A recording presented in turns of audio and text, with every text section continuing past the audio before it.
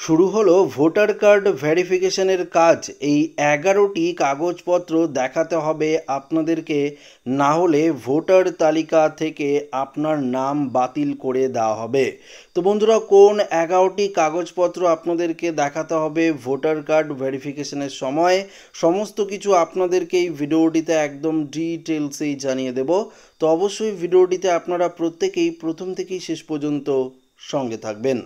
বিহার বিধানসভা নির্বাচনের আগে ভোটার তালিকা সংশোধনের একটি বিশেষ অভিযান শুরু হয়েছে, যার লক্ষ্য হল যোগ্য ভোটারদের নাম তালিকায় রাখা এবং অযোগ্যদের বাদ দেওয়া।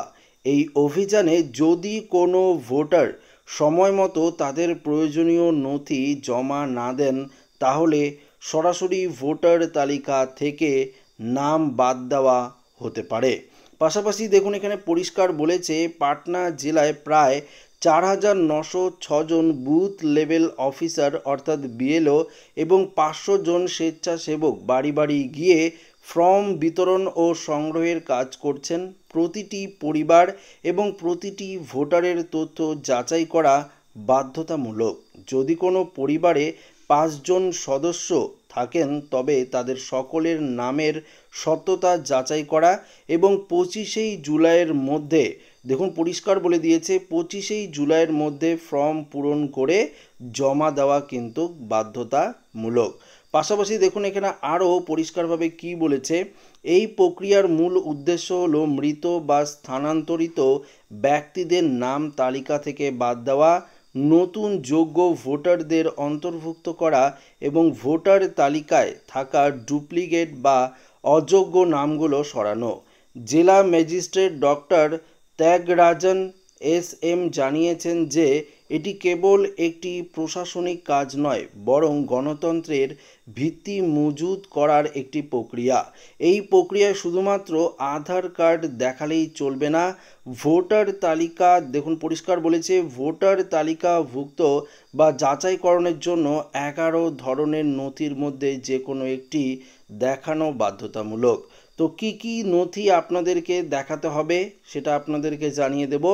এর মধ্যে রয়েছে জন্মের শংসাপত্র, পাসপোর্ট বা পেনশন অর্ডার পিপিও, জমি বা বাড়ির বরাদ্দপত্র, শিক্ষাগত শংসাপত্র, জাতি পরিবার শংসাপত্র আরও ইত্যাদি।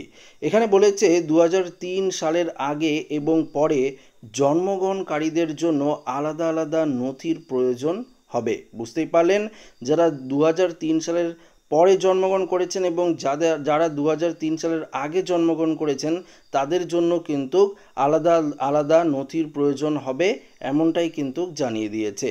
তবে যাদের বাবা মা 2003 সালের আগে ভোটার তালিকায় ছিলেন, তাদের ক্ষেত্রে নথি জমা দেওয়ার কোনো প্রয়োজনই নেই।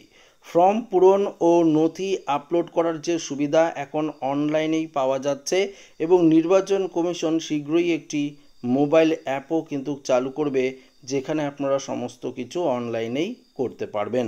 বলে রাখা ভালো, মঙ্গলবারই কমিশনের দ্বারস্থ হয়েছিলেন তৃণমূলের একটি প্রতিনিধি দল। সেই আলোচনা পর্বেই উঠে আসে বাংলায় নিবিড় সমীক্ষা হওয়ার সম্ভাবনার কথা।